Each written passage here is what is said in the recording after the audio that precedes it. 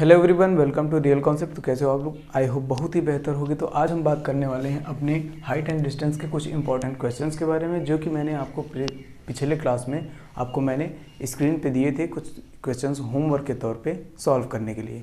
तो आज हम बात कर रहे हैं उन्हीं सारे क्वेश्चंस के बारे में। तो इसमें से पहला क्वेश्चन मैं बात करूँगा, ध्यान से समझिएगा। इन सारे क्वेश्चन की स्क्रीन पर आपके सारे क्वेश्चंस दिखेंगे और उसके बाद वो सारे के सारे क्वेश्चंस मैं आपको यहाँ पर सॉल्यूशन दूंगा, ठीक है। चलिए, तो पहला क्वेश्चन यहाँ पर कह रहा है कि एक 50 मीटर ऊंचे मीनार PQ के शीर्ष से एक बिंदु R, जो कि उसी समतल पर है जिस पर मीनार का पाद यानी Q स्थित है, का अवनमन कोण जो है 30 अंश है। तो QR के बराबर में क्या है, ठीक है। तो ये क्वेश्चन क्या कह रहा है, ध्यान से समझिएगा। कहता है कि एक PQ नाम का जो है, P और Q नाम का एक मीनार है और उसके बाद कुछ दूरी पे R बिंदु यानी कि एक व्यक्ति खड़ा है, ठीक है। अब ये कहता है कि यहाँ से इसका जो अवनमन कोण है, यानी कि ऊपर से देखा जाए तो ये कितना है, 30 डिग्री है अवनमन कोण यानी ऊपर से नीचे की ओर। अब सोचो कि ऊपर से नीचे की ओर ये हमारा अवनमन कोण है। तो अब आप लोग पढ़े हो कि एकांतर कोण हमेशा आपस में बराबर होते हैं। तो ये कोण इसके बराबर में ये होता है, बिल्कुल। तो उन्नयन कोण अवनमन कोण लगभग बराबर होते हैं, लगभग मतलब कि बराबर ही होते हैं जब एकांतर कोण हो वो, ठीक है। चलिए, तो यहाँ तक बातें समझ में आ गई। तो अगर हम कह सकते हैं कि ये भी 30 है, ये भी 30 है, कोई फ़र्क पड़ने वाला है नहीं। तो अब क्या कह रहे हैं कह रहे हैं कि अगर हमारे मीनार की जो ऊंचाई है वो अगर 50 मीटर है, कितनी है, 50 मीटर है, तो आपको क्या बताना है, x का मान बताना है, यानी कि इस बिंदु से Q के बीच की दूरी बतानी है, ठीक है। तो ध्यान से समझिए। तो अब हमने कहा भैया ये हमारा tan थीटा हो गया। tan थीटा की जगह हम क्या कर सकते हैं, 30, ठीक है। बराबर में हमारा लंब कितना है, 50 मीटर, ठीक है। और डिवाइडेड बाई में x, सीधे 1/√3 = 50/x, x क्रॉस मल्टीप्लाई कर दो, x = 50√3, इतने मीटर होगा आंसर, ठीक है। ये हो गया आपका आंसर। तो पहला वाला बहुत सिंपल था।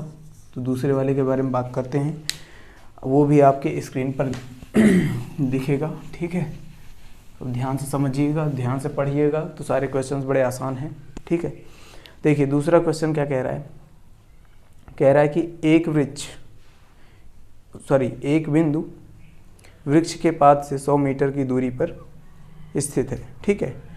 और वृक्ष के शीर्ष से बिंदु का अवनमन कोण जो है 45 नापा गया। तो वृक्ष की ऊंचाई बताइए।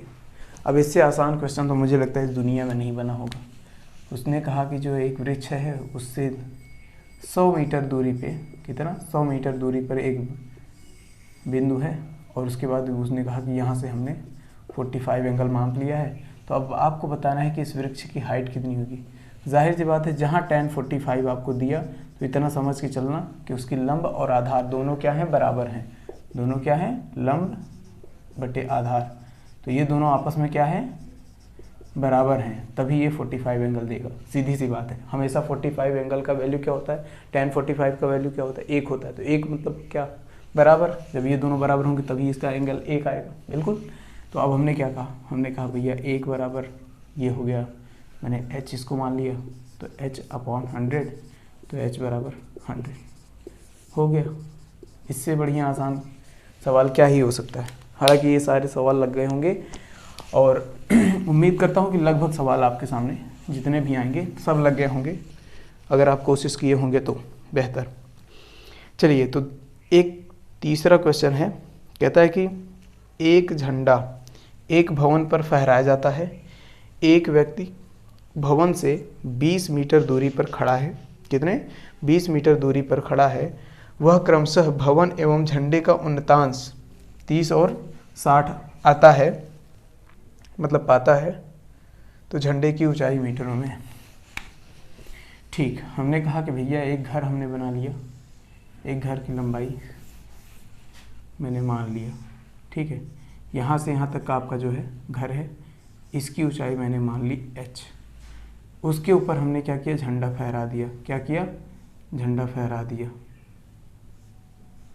ठीक, ये हमने झंडा फहरा दिया। ठीक, अब ध्यान से समझिएगा। अब उसने क्या कहा, उसने कहा कि यहाँ से जो उन्नतांश यानी कि जो उन्नयन कोण जो बना है, क्या बना है, उन्नयन कोण जो बना है हमारा, वो कितना कितना बना है भाई, कितना, 30 और 60 बना है। तो हमने कहा ये हो गया हमारा 30 और ये हो गया हमारा 60। बिल्कुल, किसके किसके बीच की, कह रहा है कि भवन एवं झंडे का उन्नतांश। पहले भवन का लिया गया, ठीक है, भवन से, बिल्कुल, और उसके बाद झंडे का। अब सुनो, उसने पूछा क्या, हमें ये वाली हाइट पूछी है, उसने झंडे की हाइट के बारे में पूछा है, तो मैंने मान लिया x को x, बिल्कुल। और ये कितनी दूरी पे बात कर रहा है जी, ये कितनी दूरी पे, 20 मीटर दूरी पे उसने बात किया है, यानी ये हमें दे रखा है कि ये 20 मीटर है। तो अब यहाँ से डायरेक्ट आप निकाल सकते हैं त्रिभुज नंबर 1, ये वाला, ठीक है, छोटा वाला, फिर बड़ा वाला त्रिभुज। तो ऐसे करके आप निकाल सकते हैं। तो सॉल्यूशन इस तरीके से आपका होगा कि हमने कहा कि tan 30 डिग्री, पहले 30 डिग्री ले लेते हैं, हमने कहा h/20, बिल्कुल। तो हमने कहा ये हो जाएगा 1/√3 h/20 ना। तो हमने कहा h = 20/√3। ये तो हो गया h का मान, निकल के आ गया घर का, बिल्कुल। अब हमें क्या निकालना है, अब हमें x का मान निकालना है। ध्यान से समझिएगा। तो अब दूसरी बात हम कर रहे हैं, दूसरे वाले बड़े वाले त्रिभुज के बारे में बात करेंगे। हमने कहा tan 60 = क्या हो जाएगा, h + x, बिल्कुल। ये पूरी हाइट ली जाएगी, पूरी हाइट, और फिर उसके बाद ये हो जाएगा, हमने कहा 20। ये tan 60 का मान कितना होता है जी, √3, ये हो जाएगा h + x/20। हम यहाँ से कह सकते हैं कि क्रॉस मल्टीप्लाई कर दो यहाँ पे, h + x = 20√3, ठीक है। हमने कहा h का मान कितना है, हमें पता है पहले से ही। तो हमने कहा x बराबर क्या हो गया हमारा 20√3, उस तरफ भेजेंगे तो -20/√3, बिल्कुल। तो जब आप यहाँ से निकालोगे x का मान निकालोगे, तो ये हो जाएगा हमारा x = ये हो जाएगा 60 - 20/√3। तो यहाँ पर क्या आ जाएगा 40/√3। तो ऑप्शन में जो भी होगा वही आपका राइट आंसर हो जाएगा, समझ गए। तो ये जो 40/√3 है, यही आपका राइट आंसर है, समझ में आ गया। चलिए, तो अब एक क्वेश्चन की बात करते हैं जो सबसे आखिरी है और आपके एग्ज़ाम के लिए बहुत ज़्यादा रिलेवेंट था, और मुझे लगता है बच्चों को इसमें शायद प्रॉब्लम आई होगी, उम्मीद ठीक है कायम है, क्योंकि हमारे ही बच्चे हैं तो हम तो जानते ही कितनी प्रॉब्लम आती है बच्चों को हमारे। चलो, तो ये जो क्वेश्चन है ध्यान से समझिएगा, इस क्वेश्चन में थोड़ा सा बढ़िया है। कहता है कि 1 किलोमीटर कितना, 1 किलोमीटर ऊंचाई पर उड़ते हुए हवाई जहाज का उन्नयन कोण 60 है। इस पे बेस्ड मैंने क्वेश्चन कराया भी था आपको, पिछले वीडियो में मैंने इस पे बेस्ड क्वेश्चन कराया था। अगर कर लिए होगे तो बहुत बेहतर बात है, नहीं किए होगे तो कोई बात नहीं। मैंने कहा कि अगर एक हवाई जहाज यहाँ उड़ रहा है, समझ रहे हो, और उसका किसी बिंदु से जो है, जो पहले उन्नयन कोण था वो कितना था 60, कितना था 60 अंश। अब मेन पॉइंट ये है, ध्यान से समझिए, ये क्वेश्चन बहुत ही इंपॉर्टेंट है। अभी जो मैंने पिछला क्वेश्चन लिया था, उस क्वेश्चन में ये किसी और डायरेक्शन में उड़ रहा था, लेकिन इस बार कुछ और डायरेक्शन है। तो ध्यान से समझिए, कह रहा है कि उन्नयन कोण 60 है, ठीक है, जो किनारे के लंबवत 30 मीटर, सॉरी इसमें कहाँ पहुँच गए, हाँ, कह रहा है कोण 60 अंश है, जो कि 10 सेकेंड बाद कितना, 10 सेकेंड बाद 30 हो जाता है। क्या हो जाता है भाई, 30 हो जाता है। तो मेन पॉइंट ये है कि सर हम इधर जाएं या फिर इधर जाएं, पॉइंट यहीं पर फंसता है। अगर आपको 30 लाना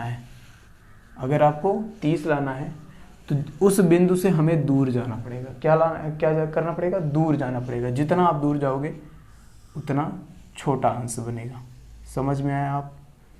तो हमने कहा कि 10 सेकेंड बाद, कितने, 10 सेकेंड बाद इस डायरेक्शन में, किस डायरेक्शन में भाई, इस डायरेक्शन में निकले। चलो यहाँ से मैं ले लेता हूँ, मैंने किस डायरेक्शन में लिया, इस डायरेक्शन में। इस डायरेक्शन में जब आप उड़ोगे, यहाँ पहुँचोगे, तब इसका यहाँ से यहाँ पर जो एंगल बनेगा, ये वाला जो एंगल बनेगा, ये क्या बनेगा हमारा 30 डिग्री। क्या बनेगा 30 डिग्री। अभी हमें क्या कहा है कि हाइट जो है वो कितनी है 1 किलोमीटर। 1 किलोमीटर दोनों दे रखा है, ठीक है, ये तो पता है। हमें ये वाली डिस्टेंस पता नहीं है, बिल्कुल। हमने कहा x मान लेते हैं, और इसको मैं मान लेता हूँ क्या y। इसको क्या मान लेता हूँ y। समझ गए? तो अब ध्यान से समझना, त्रिभुज नंबर 1 छोटा वाला, फिर बड़ा वाला, समझ गए? तो अब कैसे करना है आपको, यहाँ पर ध्यान से समझिए। हमने कहा tan, पहले 60 अंश ले लेते हैं, फिर उसके बाद यहाँ से हमने कहा 1/x, सीधी सी बात है। तो ये हो गया हमारा क्या, x बराबर 1/√3 किलोमीटर में। किस में? किलोमीटर में, क्योंकि उसमें आंसर भी किस में पूछा है जी, किलोमीटर में। तो हमने कहा फिर दूसरे त्रिभुज में चलते हैं 10 सेकेंड बाद। तो हम यहाँ लिख सकते हैं, ऐसे लिखेंगे भैया, after 10 second, after 10 second, 10 second के बाद जो हमारी एंगल बनी वो कितनी बनी, 30 बनी। तो tan 30 इज इक्वल टू क्या है हमारा, हाइट क्या है, वही है 1 किलोमीटर, बिल्कुल, डिवाइडेड बाई डिस्टेंस कितनी हो गई हमारी, x प्लस वाई हो गई। कितनी, x प्लस वाई, यहाँ से यहाँ तक की। हमने कहा x प्लस वाई। समझ में आ गया? तो अब ध्यान से समझिए, tan 30 का वैल्यू कितना होता है 1/√3 इज इक्वल टू, ये हो जाएगा 1/x का वैल्यू कितना है जी। चलो एक काम करते हैं, पहले x प्लस वाई ही रहने देते हैं।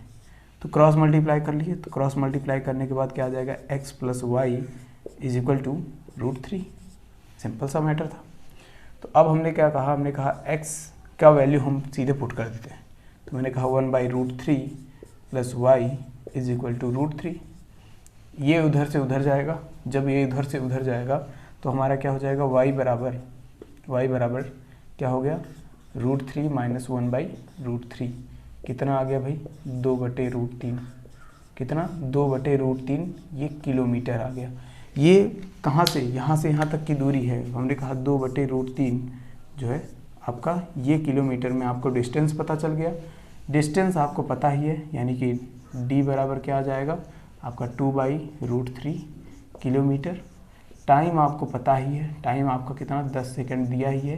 तो अब आपको क्या फाइंड आउट करना है, स्पीड। क्या फाइंड आउट करना है, स्पीड फाइंड आउट करना है, वो भी किलोमीटर प्रति घंटा में। पिछले क्वेश्चन में हमारा क्या था, जैसे कि पिछली जो वीडियो हम पढ़ा रहे थे उसमें हमारा पिछले क्वेश्चन उसमें क्या था, मीटर प्रति सेकंड में था। तो यहाँ पर किलोमीटर प्रति सेकंड है, तो ध्यान से समझना। तो सॉरी, किलोमीटर प्रति घंटा है, तो इसको हम किस में कन्वर्ट करेंगे, इसको घंटे में कन्वर्ट करेंगे। तो हमें पता है सेकंड से घंटे में अगर कन्वर्ट करना है तो क्या करेंगे, 3600 से भाग दे देंगे, क्योंकि 1 घंटे में कितने सेकंड होते हैं भाई, 3600 सेकंड होते हैं, सीधी सी बात है। ठीक है, तो स्पीड बराबर क्या हो जाएगा, d/t, सीधी सी। d कितना है 2/√3, उसके बाद 10/3600। तो हमने कहा s बराबर ये हो जाएगा 2/√3 मल्टीप्लाइड बाई 3600 अपॉन 10, 2 पंचे 10। ठीक है, फिर उसके बाद आप इसको जब काटोगे तो ये आ जाएगा लगभग, पहले अलग कर लेते हैं, तो 1200 गुणे 3/√3 गुणे 5। ठीक है, तो हमने कहा 5 से काटोगे इसको तो ये आ जाएगा 240।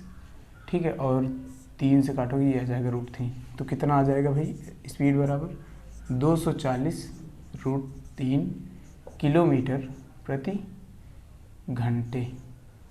क्या आ जाएगा, किलोमीटर प्रति घंटे। This is the right answer. समझ में आ गया? आई होप ये बातें समझ में आई होंगी।